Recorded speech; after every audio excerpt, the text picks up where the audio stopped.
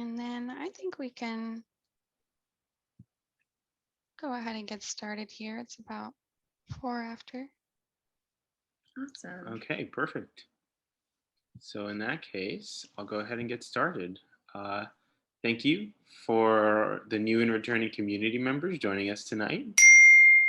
We're going to go ahead and get started. So if everyone can please keep their mics muted until the end. We have our open conversation when we welcome everyone to engage. If anyone has any questions or comments throughout the presentation, please use the chat function and we will go back through the chat at the end of the to address your comments and questions. We're recording this conversation and also streaming on Facebook Live. So this will be available for your later viewing. If anyone does not want to be recorded, we invite you to turn your cameras off. For anyone new joining us this evening, SRQ Strong is a growing group of Sarasota County neighbors committed to learning about trauma and responding to its impact. So for those of you who are joining us for the first time, that's a little bit about who we are. And this idea of having community forums online was an idea that emerged throughout the pandemic and everything moving to virtual platforms. So this actually gives us an amazing opportunity to connect with people, not just in Florida, but also abroad or outside of Florida and stuff. So that's really, really cool. And our mission is to promote community-wide trauma awareness through healing, education, action, and leadership. And our main vision is to create a community that cares for itself. Andres and I are part of SRQ Strong, and so we're with SRQ Strong tonight. And you can also be a part of the conversation and community in the same ways that we are by joining us here tonight. That's one of the main ways that we can become part of a trauma-informed, resilient Sarasota and to build a community that cares for itself further. And so if you have any ideas or want more information about how to get involved, you can feel free to visit our website at www.srqstrong.org or email Annalise at sarasotastrong@gmail.com. One of the really cool things about these community forums is that the topics that we discuss here are driven by you guys. So email us to have a conversation about it. Thank you. Yeah. And so tonight's presentation focuses on the work of the Trauma Leadership Corps, a local group of high school students trained in trauma education and mentoring through an ongoing partnership between Sarasota Strong and Healthy Teens. They're going to discuss the work in our community that they're doing and talk about how to establish safety, trust, and empowerment and share skills for building resilience. And here to introduce the team and get us started is Jonathan Evans, Executive Director of Healthy Teens. We'll pass it off to you now, Jonathan. Yay. Great. Thanks, Liz and Andres. My name is Jonathan. I'm the Executive Director for Healthy Teens, and it's a real pleasure to be with you tonight. Some of you may remember we did present over a year ago at one of these meetings, and I can't believe it was that long ago. Time has gone really fast, so it's great to be back with you and to give you an update on TLC and really continue the conversation on what it means for youth to be working with youth in some of these really important issues. But for those of you who maybe weren't there last time or don't know much about Healthy Teens, we are a 501c3 nonprofit, and we've been working in the area for over 10 years. And our mission is to empower young people to make positive, healthy decisions. That's our mission, very simple. The way that we do that primarily is through our Teen Health Educator program. So that's where high school students from Sarasota and Manatee counties can apply to become a teen health educator. That means they get really in-depth training on different health topics affecting themselves and their peers. And we also train in terms of how to be a good presenter, how to be a good facilitator of conversations and a leader in the community. And that's who you're going to be hearing from mostly tonight. I'm going to try and not talk too much, but I wanted to kind of explain what we do. And these amazing young people, some of whom are with us tonight, will then volunteer their time once they've been trained to go out into our community and to educate and mentor other young people on such a broad range of topics like mental health. We do trauma, obviously, and we talk about bullying and self-esteem. We talk about substance use and alcohol, teen drinking, safe driving. We talk about all kinds of things. And What we're here tonight to talk about is the Trauma Leadership Core. That's a specific project, a collaboration between us as Healthy Teens and Sarasota Strong. And that project started over a year ago, back in 2021. And we had the privilege of being able to partner and bring in another organization from another part of the US called HopeWorks, who trained our initial group of teams on our program in the TLC curriculum. That was such a great project, and those of you who were here last year would have heard the TLC members at the time, because they keep graduating and going to college, so they keep moving on, so we have to train more. We did a presentation to SRQ Strong community last year, and since then we've been using that curriculum within our community, with the youth of our community. We got together again, Healthy Teens and SRQ Strong, the end of last year, and thought, what does the next phase of TLC look like? How can we move this forward, improve it, keep working on it? And we realized that we needed to think about the curriculum in a different way. So this year we've actually turned it into a 4-part series, and each of those parts can last an hour each. And so we really developed the curriculum, deepened it, broadened it, and in particular brought in a lot more in terms of healing practices, thinking about how we can make a practical difference as a result of the education and information. So what we're going to do tonight is really just give you a flavor of that curriculum, what we've been doing, and what we're sharing in the community. And once the team, so I'm going to get to introduce themselves in a minute. Once they have a chance to do that, I've just got a few questions that I'm going to ask them to really, so you can really see the differences made to them. These are, these guys are now trained in how to bring this curriculum into our community, and they're going to share with you why that's so important and what they've learned. And then after that, I'm sure you'll have all kinds of questions. We'll start the conversation. Liz and Andres will take us through that. So first of all, can I get our teams to introduce themselves, our young people? So Claire, do you want to start off and say hi?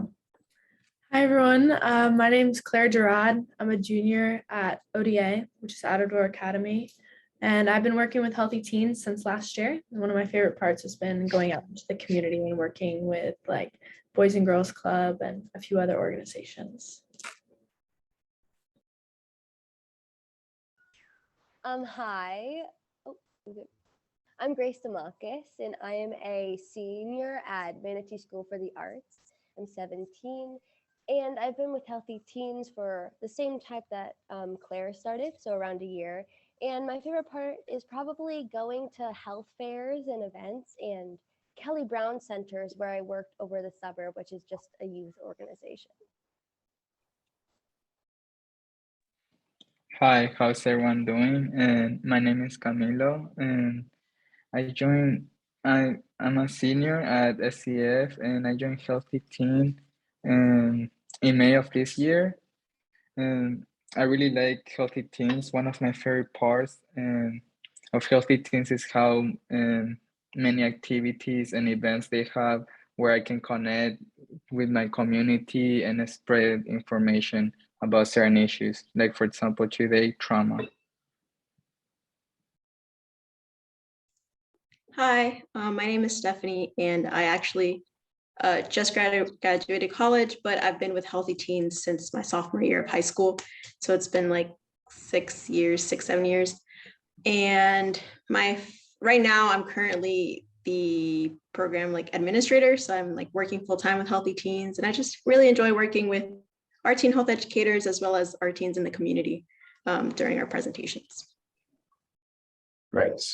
Okay, let me just sort things out in terms of presenting the slides and get the tech all sorted out. So,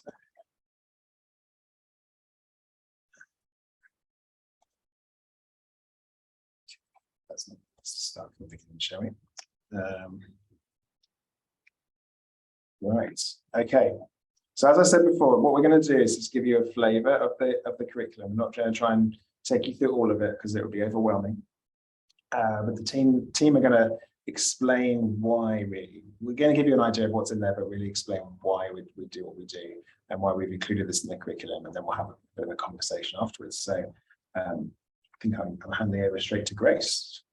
Yes. So this is just the introduction slide. So yeah, We start by introducing some key concepts in terms of how stress manifests in the brain to help our peers understand why they might feel and respond certain, like how they might feel certain emotions and why they respond in a certain way in different circumstances in their life. We then introduce the concepts of the amygdala and the prefrontal cortex as being core areas of the brain that may or may not be affected during a stressful situation. And we also are telling them that you can't use them. Oh, sorry, my cat, it's fine. We can't use them at the same time. And we usually resort straight to our amygdala during stressful situations, but we want them to think about how to create resilience so that we can use our prefrontal cortex and judge these situations more clearly.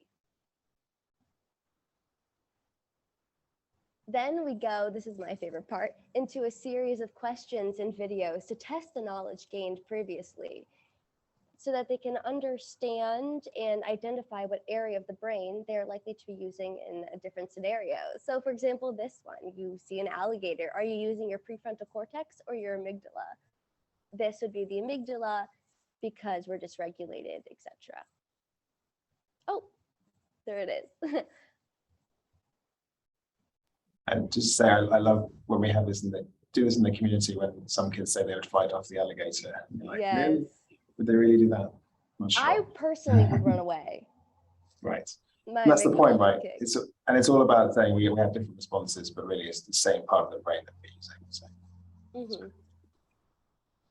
And then finally, we introduce the idea that there is different kinds of stress, both positive and negative.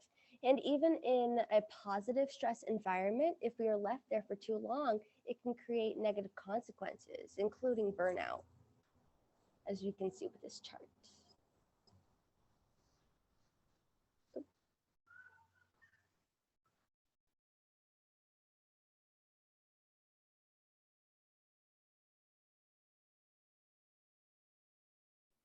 So so a really kind of important part of the TLC curriculum is putting into practice what we're learning and making it real for the youth that we're talking to.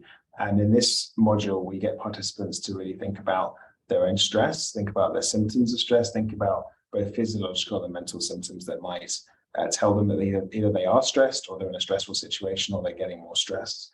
And then the other exercise we do is this one. It's called the color wheel. And it's really about helping them to become more self-aware in their everyday lives, giving them a simple framework for thinking about the levels of stress that they're experiencing day by day, and then reporting back. And actually what we did during the training that we did with our teams to help them learn this curriculum for themselves is we asked them to text us every day what color they were in terms of their stress each day. And it's really interesting seeing how those changed over the week and then having a conversation when we came back together about what were the things that were making you move from a green to a yellow or a yellow to a green or up to a red? What does that look like in their lives? And just starts to build that kind of understanding of the things that stress them out, things in their environment that are causing them stress or difficulty, and to understand that these things can change day by day. Okay, so I'm going to hand over to Camilla at this point. That's right. And as part of this module, and during training, we explored the trauma-informed principle of safety. This principle is so important because it means we're equipped to create an environment where everyone feels able to share, contribute, and benefit, bringing ourselves into the space we are sharing. And something I learned about this principle is how important it is to create a safe space to help people dealing with trauma. For example, I will never forget the day that we went to Boys and Girls Clubs to spread awareness about social media. And since everyone has social media nowadays, everyone can relate, and we were able to create a safe space. At first, it was very awkward, but after making a safe space by showing vulnerability on this issue, the kids at the Boys and Girls Clubs could receive the message better, and they volunteered, they participated more. That's great. I think that's a great example from Camilla because it shows that he's taking these principles and using them in different circumstances, not necessarily with the TLC curriculum. The other thing I should have said though is that a part of this presentation is actually the 6 trauma-informed principles that really a lot of professionals use in this space. When we did our training on this curriculum with our teams, we had a dedicated portion of that training just to talking about these principles, just thinking about the different aspects of being trauma-informed and why that was so important specifically for this curriculum. But actually, it's something that a lot of them we're using already in Healthy Teens in the way that we do our peer education and mentoring. So it was a really good way to tie the curriculum and the approach, the how, together. Thank you, Camilla. Okay, move on to Claire. Once we've set a foundation of knowledge in Module 1, then we start to look at what may affect our ability to react in a balanced way during periods of high stress or trauma, and how we might protect ourselves in the future. First, we introduce the concept of protective factors, the things in our lives that help buffer toxic stress and trauma, as well as help us bounce back from them. An example of a protective factor that really works for me is exercise. I can really feel a difference in my stress when I consistently work out, and I feel way calmer and way more level-headed. And the word resilience is used a lot when it comes to our ability to bounce back from difficult situations. Often it is said that children are naturally very resilient. While this might be true to an extent, it is important that we don't leave participants thinking that resilience is something you either have or you don't, or that all the factors that make up our resilience are completely within our own control. We wanted our peers to understand that there are some basic external factors that are really crucial to whether or not we can experience a high level of resilience. It's really up to communities to work together on strengthening these factors for those most at risk of not experiencing them. We also wanted our participants to know that resilience is not just an inherent trait that you have, but it's a skill that we all have at some level and have some level of control over building for ourselves. In terms of the internal factors that contribute to it, we can control that and build that for ourselves. But this is the part of the module that introduces this idea so we can build on it moving together. We end this module with a big shift in our thinking. Often when faced with difficult behavior in others that is symptomatic of someone who has gone through a traumatic event, we instinctively ask or say, "What's wrong with you?" While we don't want to undermine the importance of taking responsibility for our own actions, the question, "What happened to you?" shifts our thinking to understand how we can best help someone work through the underlying issues contributing to their behavior, rather than see the behavior as a problem to be managed or avoided. The main activity we have in this module to identify our own protective factors and to improve the level of awareness in each participant's lives and what aspects that they could improve on to help provide support. We explore the concept of a zone of safety mentor, a trusted adult who can be relied upon in times of need. So during our training, we learned about the importance of building an environment surrounding trust and empowerment. And this basically means sharing power as a presenter to help build that trust that you need for real and open conversations. And trust isn't easy to obtain. You have to earn it. You can't just receive it. And as you can tell in that image, there's like 4 stages of building trust. And so one example I can give about the importance of trust is, I think about 2 months ago it was. Safe Place to Be is a youth shelter here in Bradenton. We go every week, we're there and give presentations to the youth there. And during one of our presentations, one of the young girls was hitting her arm, and one of our teen health educators, Jules, noticed. So she went up to her, asked her how she was feeling, if she was okay, if she wanted to talk. The young girl said that yes, she did want to talk. So Jules asked for permission and stepped out of the room with the young girl, and they were able to have an open, honest conversation. And the young girl ended up telling her that she was having suicidal thoughts. And obviously, this is something that you have to have trust to say. She trusted our teen health educator. And so our teen health educator was able to tell the adult supervisor of the location, the facilities supervisor, and they were able to get her help with Centerstone so that she could receive that professional help that she needed. Yeah, I think it's really important to know that that young girl came back to the centre later as well. She was taken to get some support and came back. So actually it was really timely intervention. It's really, yeah, just to make this clear, like this girl was 16, you know, having like noticing, using the right principles, had built up a kind of relationship with this girl and was able to use it to potentially save her life. So pretty important.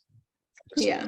And Jules actually went through our trauma training as well. So she was able to put our lessons into practice. Absolutely. Great. Okay, let's move on to module 3. Camilla.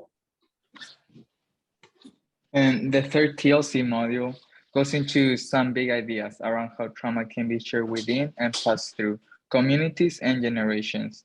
This module is quite concept heavy and is really recommended for older teens. It's a critical aspect of understanding how and why traumatic experiences can leave their mark on individuals and communities for many years. We use COVID-19 as a unifying event that everyone can relate to. It's also important for helping participants to realize that while we all experience the pandemic in different ways, it was and is still a situation that has left a real mark on us as people and as a community that we may still be coming to terms with for many years to come. And we explore the concepts of trauma in institutions, intergenerational trauma, and the idea of historical trauma and how its effects can be felt for generations through epigenetics. All of these ideas are about helping our peers understand the potential sources of trauma for them and their communities. We don't want to only focus on the negative aspects here, though. We make sure to include the concept of community protective factors and resilience, building on what we learned the previous week about these ideas as it relates to us as individuals.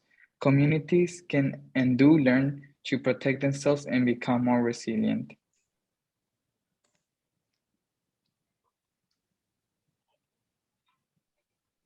The main exercise in this module is that of the invisible backpack.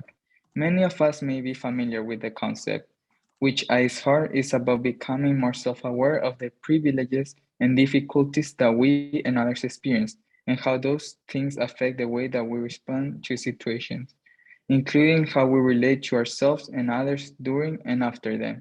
We carry these things around with us, and they can often weigh us down. This exercise can be really powerful when it comes to working with youth that have experienced trauma. It is an example of the "what happened to you" shift in thinking that we identified in the previous module. The purpose is not to make anyone feel guilty or overwhelmed, but to help us all remember that we cannot make assumptions about others and need to be more aware of what's in our own backpack. During our training, we explored these issues in more detail.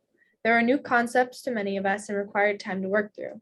There's so many different ways in which communities, whether geographically based or otherwise, experience and respond to trauma. Because of this, as a team, we know that the TLC is more aware and understanding of the complex factors that affect a community's resilience, though we can always be learning more. I learned through this module that there can be a societal mistrust within a community and the trauma present within the community, even if the current generation never firsthand experienced the trauma. And I found that super interesting, and how you can just experience a mistrust through just the relations and experience that happened when you might not even have been present.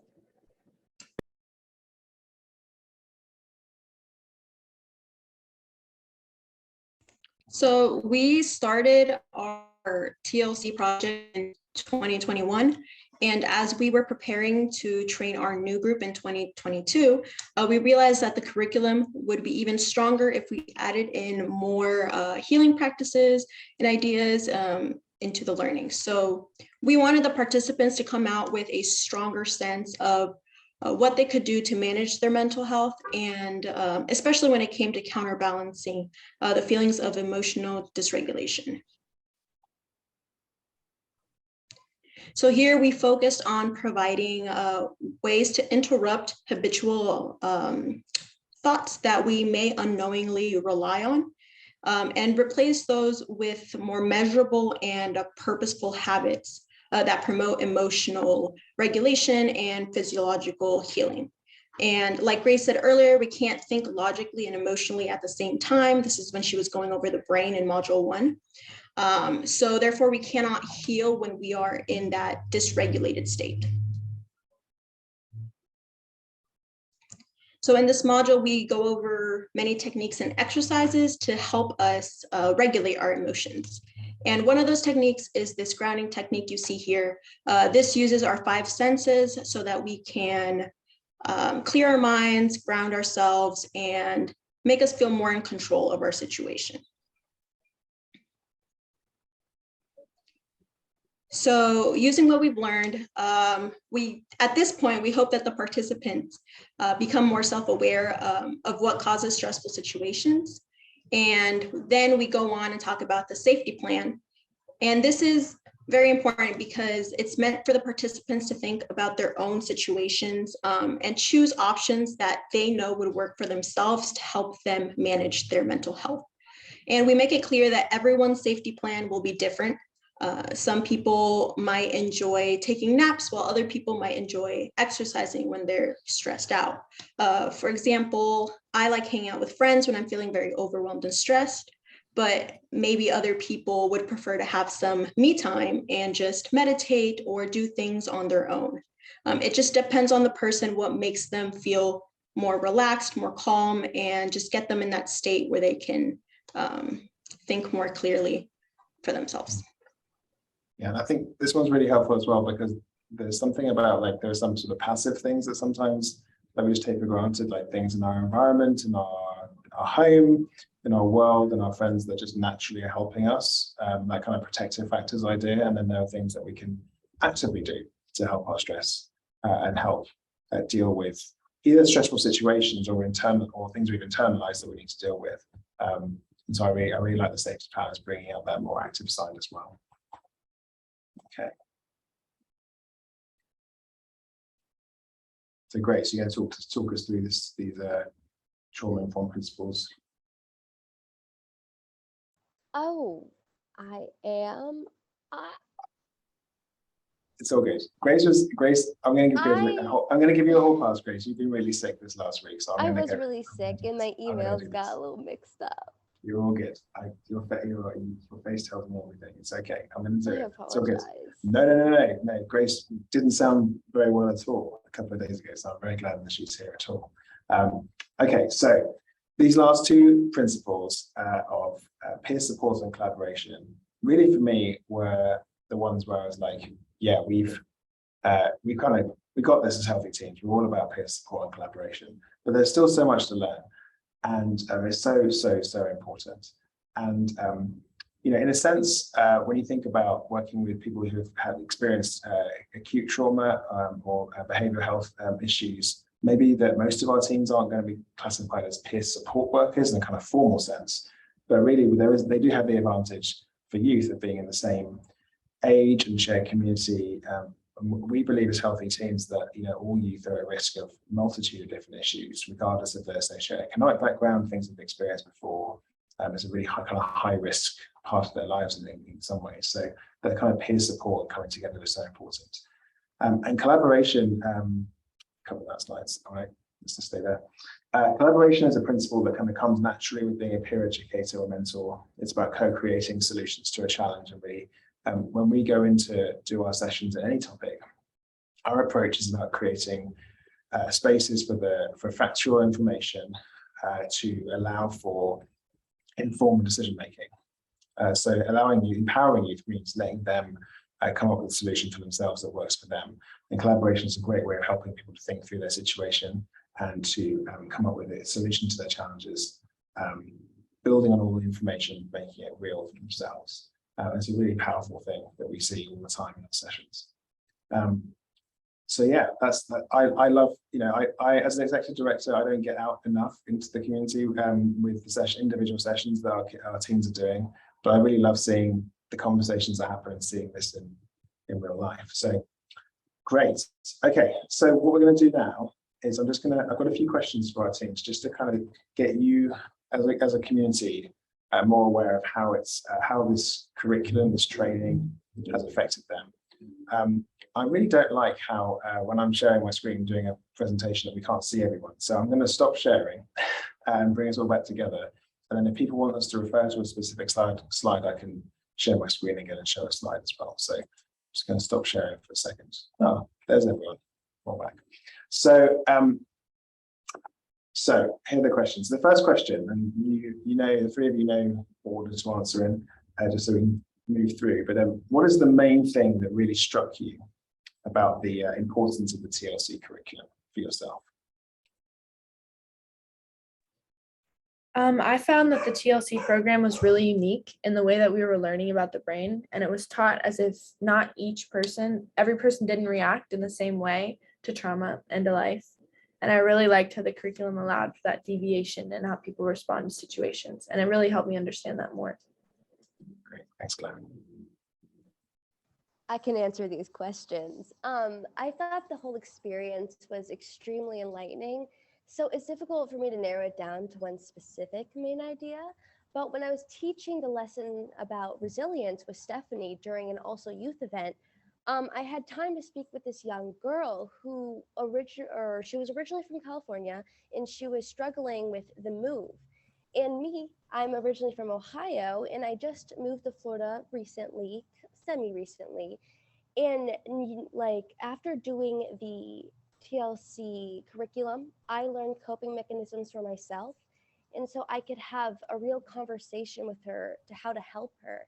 And after our conversations, she seemed kind of transformed. And it really told me how important this curriculum really is.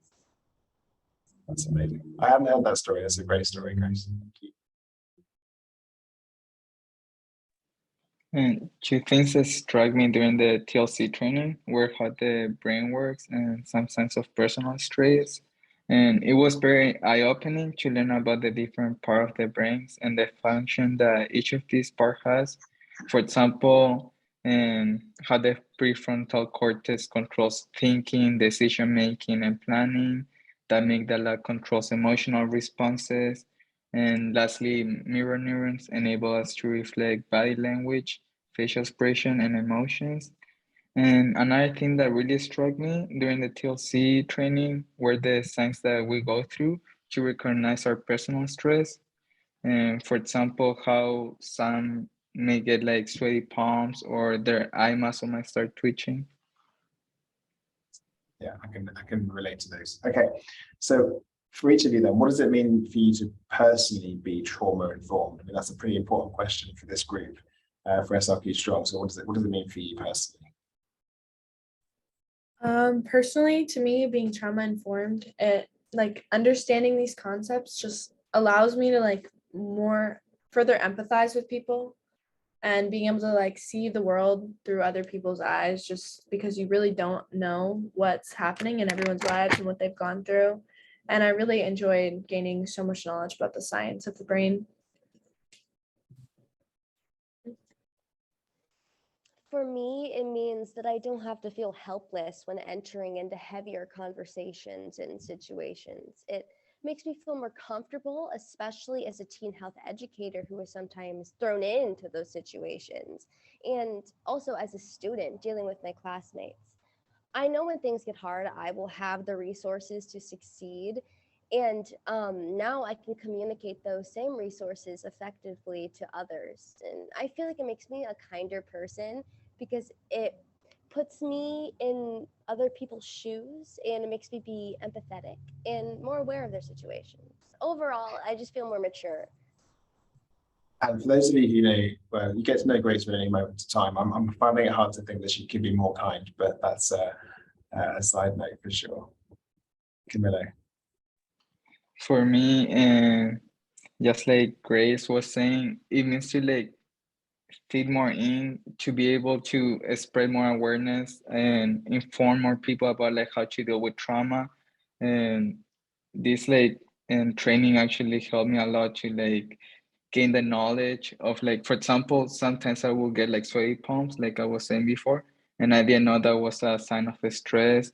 So it was very like eye-opening and to be more informed and gain more knowledge about this topic. Great. Okay.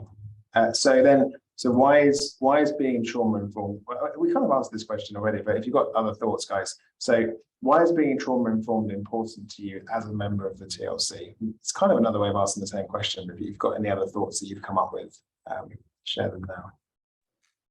My answer is pretty similar to Grace's answer from the previous question. After this training, I have felt way more confident talking to kids who have gone through some difficult situations, or even peers and friends, and I feel way more comfortable in the situations.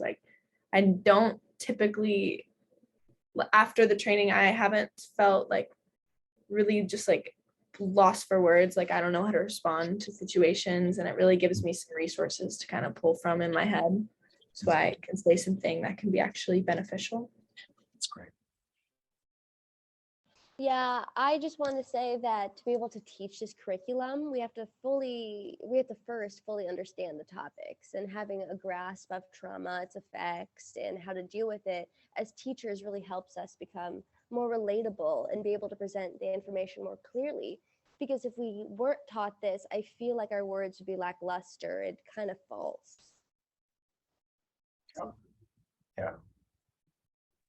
Yeah, this program has helped me a lot in potentially working with my peers and seeing how they might be through really tough situations.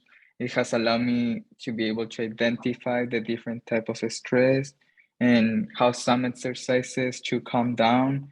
And like Stephanie mentioned, with the grounding method, or also how to create a safe environment. Like I use in my example with Boys and Girls Club and with the social media topic. Yeah, I wanted to pick up on something Grace said, because that phrase authenticity is often used in so many different ways. And what I want to be clear about is that we don't think this curriculum is the appropriate thing to talk to a teen who's literally just been through a really traumatic event. But what we do think is that there are situations that a lot of their peers, a lot of teens in our community have been through that they've just kind of dealt with, but not really. And actually there are things that are now manifesting in their lives, or things they've not really thought about. And like Claire said, giving language and giving content to the way that they're feeling and responding is really important. So we're definitely not all about being authentic in the sense of we've been through the same situations you might have been, but actually finding some common threads of this is what life is like and how life may have treated you, and how we can kind of positively move forward together. It's really powerful. Yes. Okay. Last question. So what impact do you think the TLC will have on the youth of your community? I think the TLC will really be able to inform the youth about topics they're very much already aware of. Although it's very unfortunate, many kids have already experienced trauma, and they absolutely know somebody else in their life that has as well. And being informed on how to handle stress and protective factors, I think, can be really vital to someone's well-being. Absolutely. I feel like the goal is to spread our message of understanding trauma, generational trauma, its effects, and most importantly, understanding how to deal with the trauma and the stress. If we could just change one individual, that person will go on and change another individual, and then you'll have a domino effect. Hopefully, we want a community of people who feel secure in themselves and the environment around them. And I think the TLC will do nothing but help. And I already can see how positive in my life. Only from one lesson, I can already see it affecting others. So I just think it's very important. Great. I think that the TLC is essential to our community because I feel like there are many people within our community that are not well informed about how to identify with trauma and how to deal with these issues.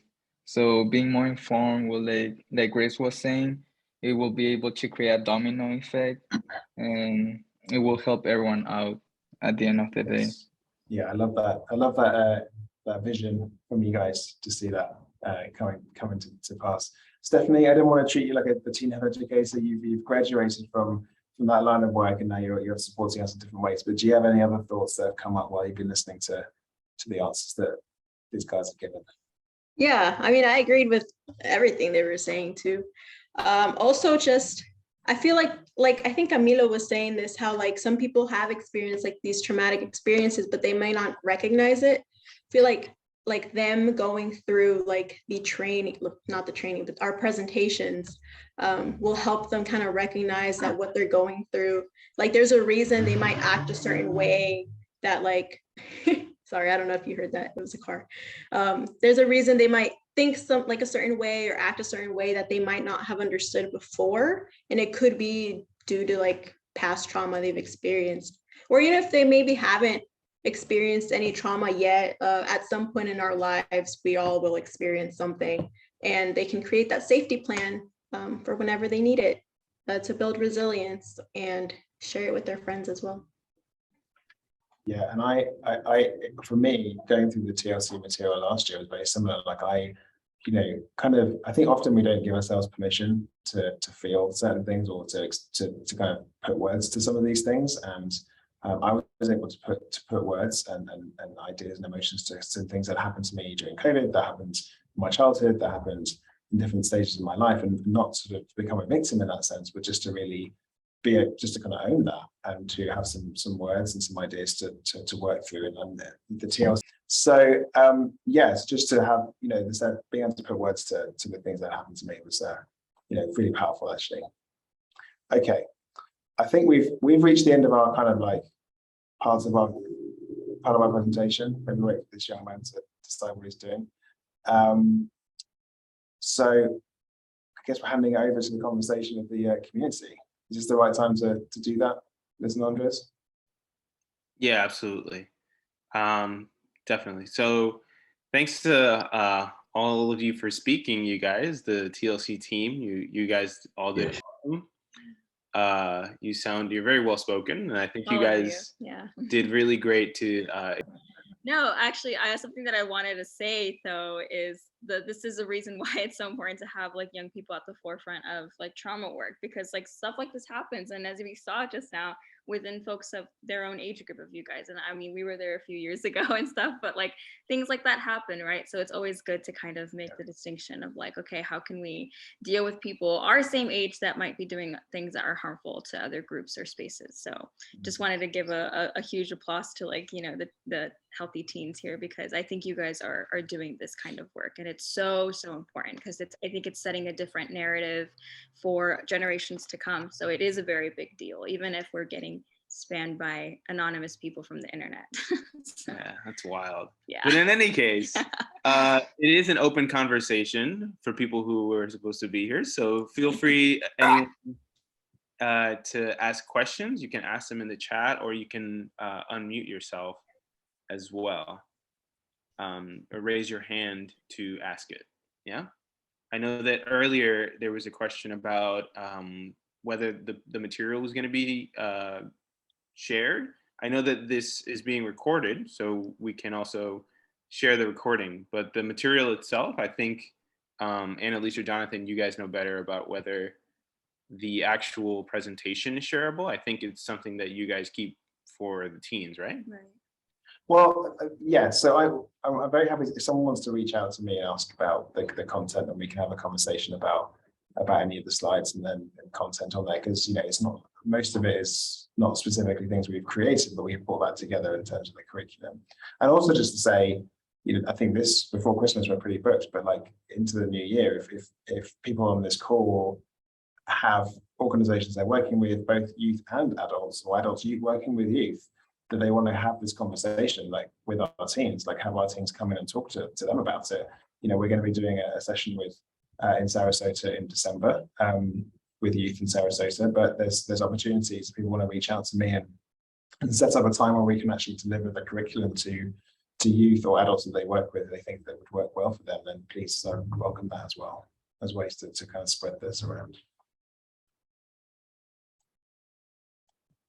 Okay, perfect. Thanks, Jonathan. And another question was, this is actually Andy asking, wondering if there's any TLC members that have used the information and skills they've learned at home or with their families. So I don't know if Grace, Claire, Stephanie, or Camilo. I can say something. I definitely have. I mean, not as much as spewing the information, but indirectly, like I'll just say something and I'll be like, ooh, but they don't know where it comes from. I just pretend that I'm being so smart. But yeah, I do use it at home. It helps just with communication, especially. I use it at school a lot more when dealing with my friends. Well, that's good, right? I mean, that because it's peer to peer mostly, but it's definitely useful for family situations as well. Yeah. So I can definitely agree with that. Claire, Stephanie, or Camilo, did you guys have any? Yeah, I have definitely used some of the anxiety like grounding techniques around my family, particularly my brother. He really knows how to push my buttons, but it can really be helpful to know how to like ground yourself in those situations without blowing up.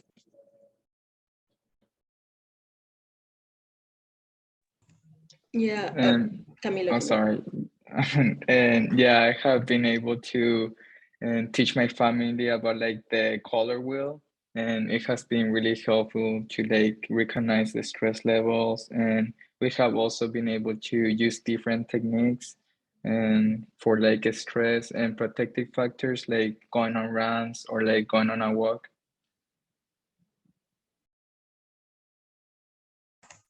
Yeah, and then for me, it's just like my parents have dealt with a lot in the past, so I know that like there's like some past trauma with sometimes the way they act or just like their thoughts, and I usually like to sit with them and have them just like talk it out, and then I'll like give them some advice, like, oh, these are some things that I've learned might help and stuff like that. So just sharing what I've learned with my parents, who I know have dealt with a lot in the past.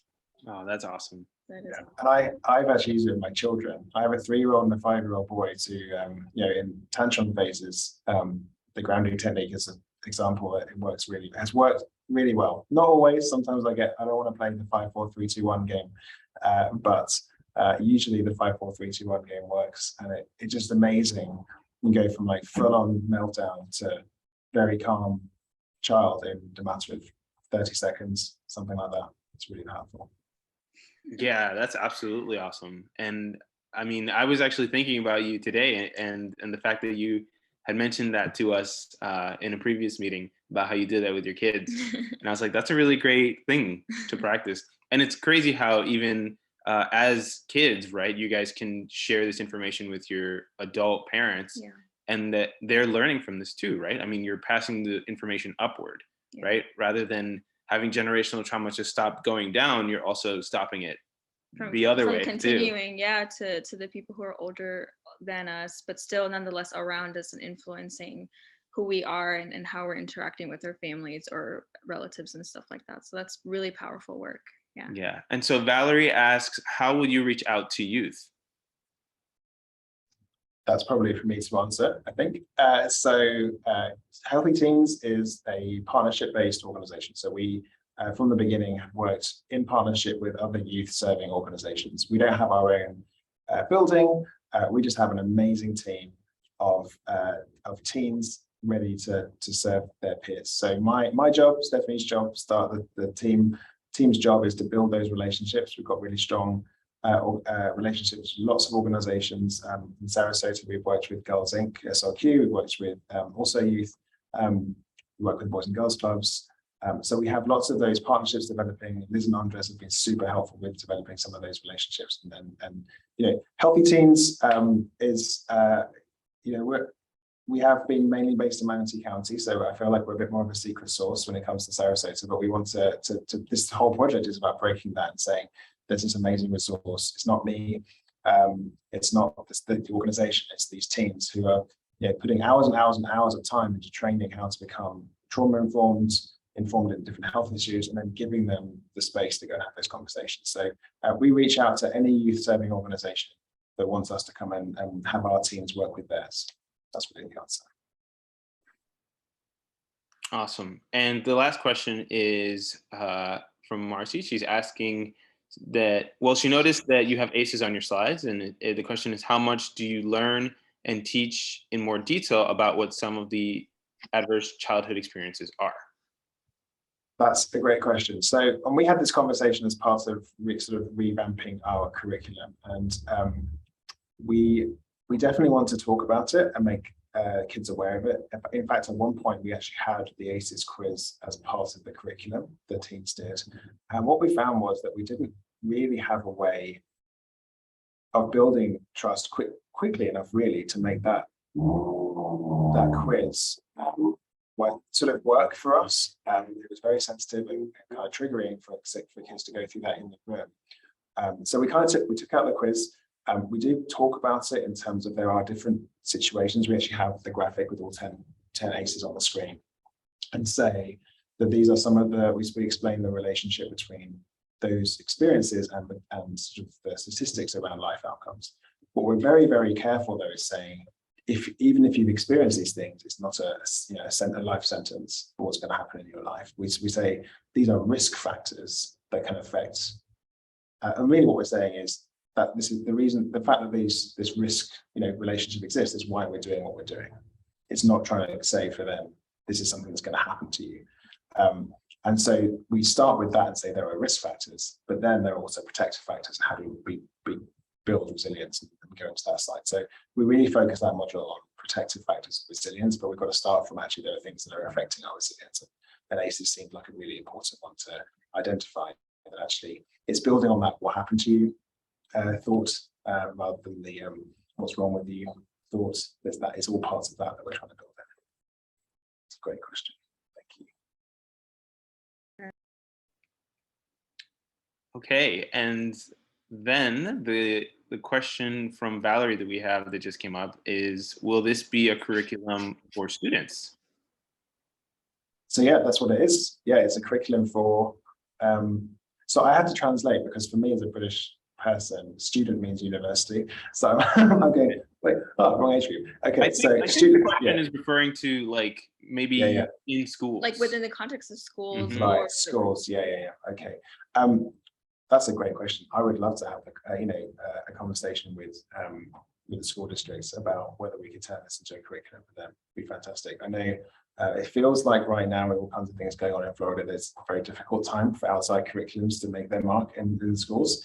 And regardless of what you believe about that, it's a difficult time. So we have a very good relationship with the school district in Manatee County, especially, and we do talk about, they see the value of the Teen Health Educator program to their students. I guess the next step is, one of the topics that really having a youth to youth conversation would work for. And yeah, I'd love to develop that idea for sure.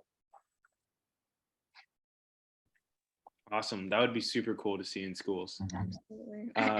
But yeah, you guys. So I think that's it for the questions in the chat. If anyone else has anything they want to say out loud, they can.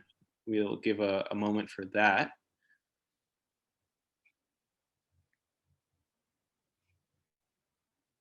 Don't everybody all jump at once now.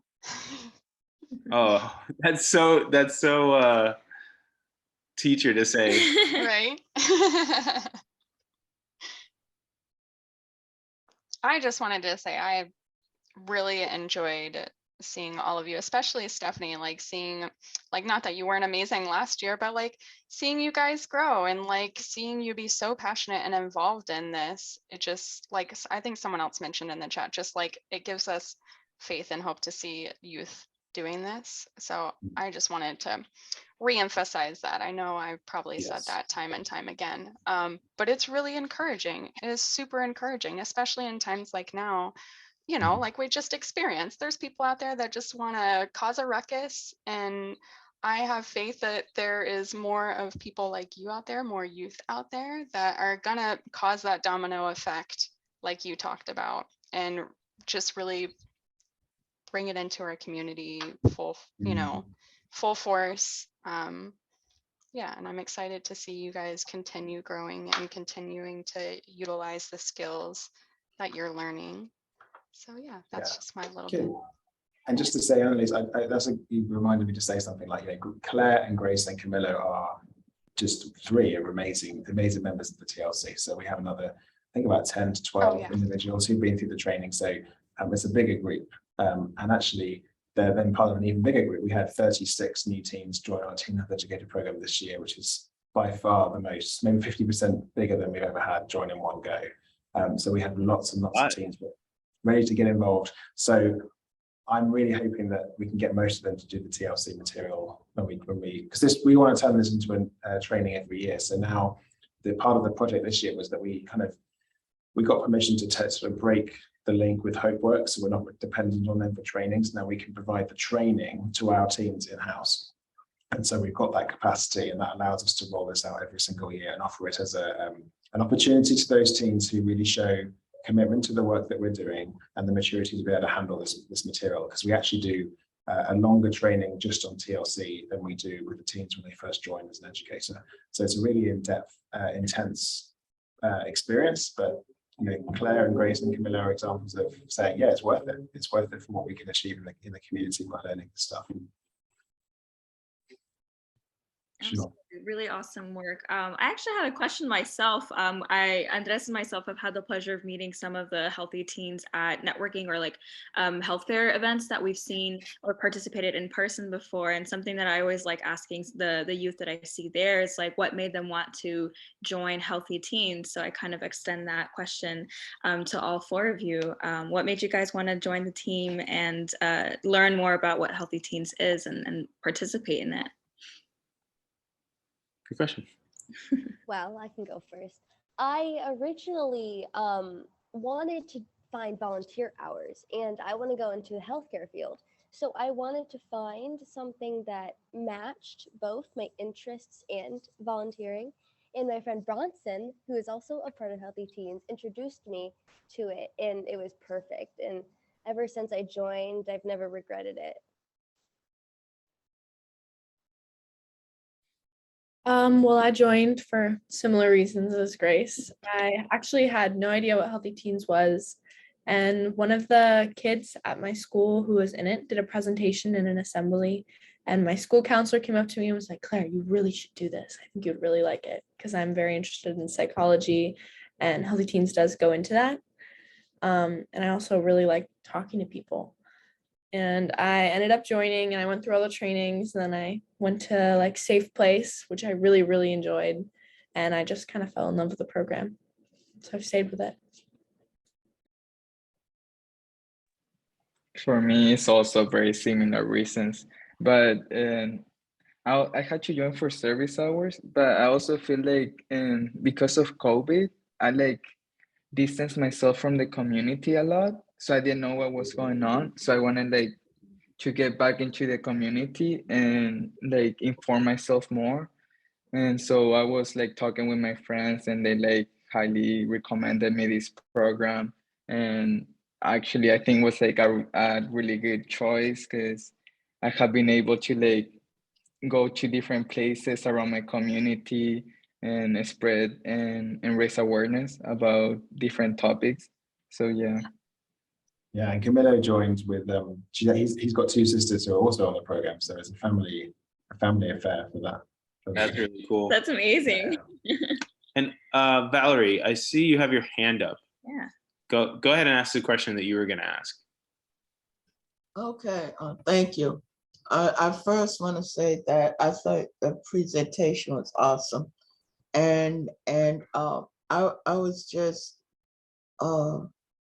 I was just thinking that the team, as they grow and learn more, that it's going to be awesome, because a lot of time youth get suspended from school when there's undercurrent issues, and to have this develop wherein maybe children can be referred to versus kicked out of school or put them on medicine and all this stuff.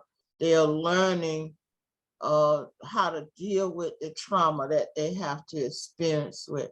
So I think it's really important, and I just want to thank y'all for doing this, because our children need so much, and trauma will, dealing with this kind of thing, it will help them to know who they are and to have clarity in mind. And that is the help that is the root of having a healthy individual, is knowing how to get past the trauma that they have to go through every day with their peers at home and so forth. I'll stop right there, but I'm so excited for this program. Thank you. Thank you, Valerie. Thank you so much for sharing that, Miss Valerie. Very, very good point. Yeah. And then we actually got one last one. David Dooley asked, so this is an entirely new kind of parenting education that requires everyone and everywhere, that reaches everyone everywhere and could be an extraordinarily powerful kind of prevention. Should public health organizations be developing this new kind of parenting education? So I'm guessing the question's like, should this be something that public health organizations should be looking into? I guess that one's for you, Jonathan. All right, I'll take it. I think, yeah, also, I want to make sure people, like others because there are so many people on this call, I'm aware, that are just so much more knowledgeable than me on this stuff. I love leading healthy teams, but my background is not in this area, and I've learned so much every time we talk about this. But what I'll say is, we actually, Healthy Teens hasn't focused on parenting, and we do involve parents as much as we can in the development of teams on the program. So we make them feel involved. We try not to overwhelm them because email overload and everything, but to make them feel part of this. And so, but through doing that, we kind of realized that teams that we we do programs with are then going to different family situations, different levels of knowledge. So often the teens that we speak to in Boys and Girls Club or somewhere else go home with more information than their parents have about this kind of thing, and actually that maybe there is a space for us to think about what we could do in terms of equipping parents more. It's obviously a bit of a move for us in terms of mission, but it's something that I'm aware of and thinking about. So, as I say, and Andy, I know as we develop this curriculum, we had in mind that this is not just for youth; it's also for adults. It's for adults working with youth. It's for parents, and so we're not limiting this as a curriculum that will only present to youth, or present to adult groups as well. I know everyone learns every time, so I'll make that open. If we've got parenting groups of parents of teens, or even younger people who we want to equip with this kind of stuff, let's talk about it. Definitely, really awesome. And I just wanted to bring the attention to a comment that Lori A shared in the chat. There's going to be a family summit over in the summer called Victory Over Violence, and they're actually wanting to have Healthy Teens present there. So Lori, if you could put in the chat your email or contact information so that Jonathan can get in touch with you, that would be awesome. I can actually link them. I can link you guys together. So yeah. Thank you, Annalise. And I dropped Lori my email privately as well, so she's got it if she wants to Perfect. Yay. And I had seen Marcy, she was shaking her head. She was looking like she was like really agreeing or wanting to say something or contribute to that last comment. No, because I think she might have added on to David's comment there in the chat. You're welcome. Yeah. Oh, well, nothing in particular. I'm just glad to be here and hear about all you're doing. I'm a retired marriage and family therapist, so we're kind of systems and relationship therapy people. And I had specialties in trauma and ADHD. So all this sounds really cool and familiar. And I helped start a youth services bureau in a town in Connecticut. So, and when I started my career, I worked in a youth shelter. So this is all sort of bringing me back to my roots. So I'm just excited, shaking my head in agreement with a lot of things you're saying. So keep up the good work. Yeah. Are you joining us from Connecticut then? Is that where you're at? No, I live in Sarasota now. Oh, okay. So, well, thank you for joining us. Well, thank you for having me. It's great to hear. And I wanted to pick on something that something that Valerie said, that Sydney picks up on it in the chat around like behavior labeled as difficult is often a sign something else is going on. that's such a good example of what's happened to you, not what's wrong with you. And it's not about diminishing personal responsibility in the moment, but it's about saying there's something going on here. I've noticed that more with my kids since being trained in this myself. Is my older son has some sensory difficulties, and his behavior just goes right down the pan every time there's a big change in his life, and it's nothing else has changed. I'm talking like we didn't have school on Monday when school's normally on Monday, and then suddenly on Tuesday he's just really finding life hard and lashing out or being upset about really small things. And then a couple of days later, it just calms down. And we've kind of just learned to ride some of those waves, because as parents, I think sometimes we're trying to clamp down on the bad behavior, but actually it's just being more aware. So I found this material really instructive with small children about seeing some of these principles in action. Absolutely. Great. And Laurie, we'll reach out. That sounds like a great event. Yeah. I also, sorry, Andrews, I just wanted to say something. There's an event happening in Manatee. It's actually in Palmetto, so maybe a bit of a stretch for some of you Sarasota guys.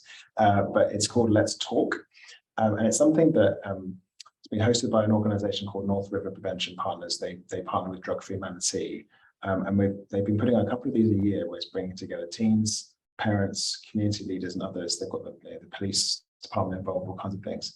And some of our teams are going to be facilitating table conversations around different issues. And the whole idea is to have teens be open and honest and listen to about the issues that affect them. So it's teens facilitating groups of adults and teens about teen issues. I just think it's such a powerful model to get parents and teens and community leaders together. So it's something that I'd love to see maybe happen more often in different situations, now that people seem more comfortable being in person, but it's such a powerful idea. So that's just something, if you're around on Thursday, it's going to be in Palmetto. I'm very happy to share with Annalise or anything like that, but it's just a great concept that I thought it really speaks to what we're talking about in terms of getting everyone on the same page. Yeah, that sounds incredible. I mean, if you'd like, you could share more of the information on the chat, or you can send me the flyer and I can send it out Annalise. with the recording too. Yeah, that's not a problem. Yeah. Cool. That's super cool. Yeah, I think that we'd be there too for that. That sounds like a great thing. That sounds awesome. But yeah, in any case, I think that was it for the questions. Yeah. Again, opening the floor for anyone who might have a last one. Yeah. I saw some people drop in. Yeah. Any final thoughts that anybody would like to share, for perhaps from their own line of work or own experience working with youth or families? Now is the time. Oh, Lori, please go ahead. Can you guys hear me? Yeah, we hear you. Yeah. Oh, okay, so you can hear me. Okay, I wasn't going to say anything, but this is so exciting, so inspiring. You're talking about the youth and the family and getting everybody on the same page. The summit that we've had every year, this is going into the 6th year I've had in Sarasota, a couple years. Sarasota Strong has always supported that. We model around the trauma-informed community when it comes to domestic violence and people affected by sexual assault and all the trauma that is associated with that. But we've turned this past year towards the youth and the mental health of youth. So this is so timely. We've gone from having 4 to 5 hours just focusing on domestic violence victims and sexual assault victims to now trying to reach more of the youth with the Love Smart model, healthy relationships with youth. So this piece that you have, I think is so important with the mental health becoming a forefront during COVID and all of that. So I would love to connect with you. The summit is in Sarasota. It's at Carlisle Inn. It's July 21st through 23rd. I just sent all the information to Annalise. So yes, let's definitely connect. And I would love to have anyone in that area that would like to participate that weekend or volunteer that weekend, because we do want to provide something for everyone in the family, not just the parents, but everyone. It's amazing. Thank you, Lori. And yes, I will attest that, I've been to the Victory Over Violence Summit, and amazing speakers, an amazing summit. So I'm excited for this next collaboration and partnership, and them getting out there and getting involved in this. So woohoo, yay. Great. Yeah, that's great. Thank you for sharing, Larry.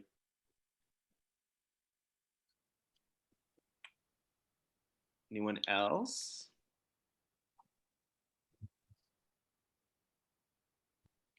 Okay. So I think It's been a great conversation and a great and amazing evening, despite the little Zoom situation that we had earlier. So I thank you everybody for your patience as well as your collaboration and understanding. Thank you to everybody joining to listen to this amazing presentation with Healthy Teens, amazing young people doing amazing work when it comes to trauma and trauma-informed work in the spaces that they're participating in. So that's amazing and honorable work. This Zoom was recorded, so it will be available for later viewing to anybody who might have missed an earlier part or would like to share this conversation with someone who they think may benefit from it. You can also view it immediately in our archive on Facebook Live videos. That's on our Facebook page on social media. And it will also be sent out an email for anyone on our mailing list in a couple of days, along with any resources discussed as well, such as the Victory Over Violence Summit that Lori announced. You can also sign up to our mailing list on our website or simply by emailing us at sarasotastrong@gmail.com. We greatly appreciate any and all feedback from you, and to keep us in the loop with these conversations geared towards being able to create more conversations within the community. So thank you to everybody for joining once again. And please, again, feel free to reach out to us and email us for any and all comments and suggestions. Annalise, I know you'll bring up some slides for our upcoming events/updates. Yeah, so I normally would. However, so we usually have a virtual community conversation and then an in-person community conversation. However, our in-person meeting space did suffer some damage from Hurricane Ian, and the Healthy Teens are actually going to be doing a presentation for, it's going to be hosted at NAMI. So they're going to be doing this presentation in person already. We'll get that information out as well. So I don't have any upcoming events to share with you guys, or any flyers to share with you guys. We're going to be taking November and December off for the holidays for community conversations, but we are still very much going to be active and around. We'll still be sending out resource reviews and all sorts of things in the community to stay in touch with you all. And then we will revisit community conversations again in January. There will be an announcement in December about that. So just keep on the lookout. Yeah, and that wraps our evening for the night. So thank you again, Jonathan, Healthy Teens team. Thank You you, did everyone. great. Yeah. And thank you everyone for joining and engaging in conversation, and pulling out all the questions for everyone. It really makes these conversations really valuable when everyone comes together and shares all their thoughts and perspectives. So thank you again, and everyone have a beautiful Monday night.